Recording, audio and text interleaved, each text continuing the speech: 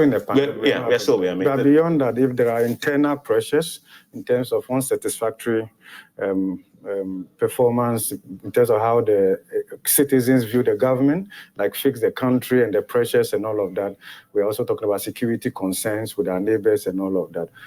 This could also trigger government to respond to those expectations. But you see, government is containing expenditure largely in order to balance. So what we are doing now is balancing the books, basic accounting, balancing the books.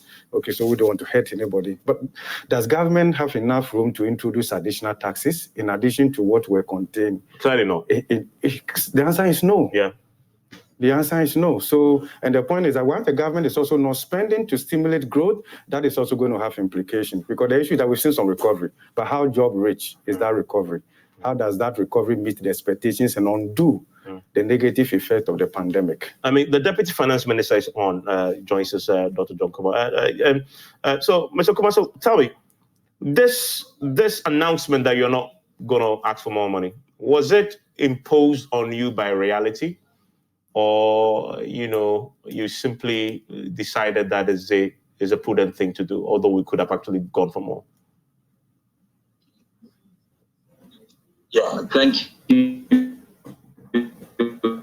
Oh goodness, we have a challenge with your line. Let's hope that we could get a stable. Morning to your listeners. Great. To your listeners. Great.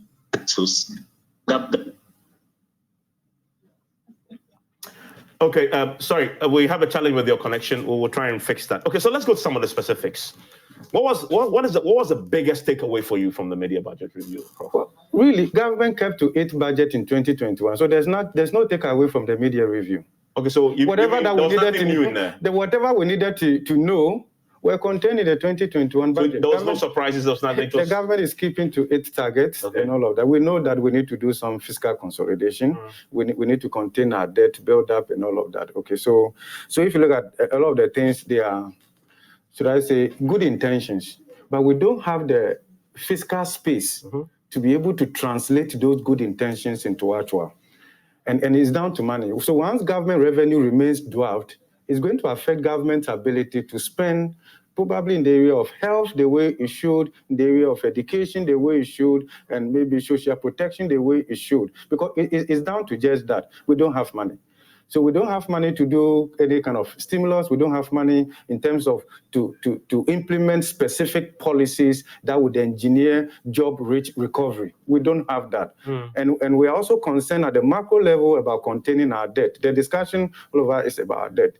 It may not be so much in terms of the debt to GDP ratio, even if it's 80%, because baseline, it tells you how hard would it be to pay off all of our debt with 1 year's output. But there's no requirement in our law that we should pay off all our debt with 1 year's output, because we borrow against future cash flow. But you want to go beyond the debt to GDP ratio and look at the other effect of the debt buildup. And the other effect, you look at your interest to revenue ratio, and you realize that the huge interest payment on the debt is crowding out priority spending. Okay, so until you are able to increase your revenue envelope, contain your debt, you won't have enough fiscal space to be able to do interventions and implement them the way you want to do. Because if you look at the numbers that we have, anything major government would want to do today, then it means that the government has to go and borrow. It's as simple as that. Interesting.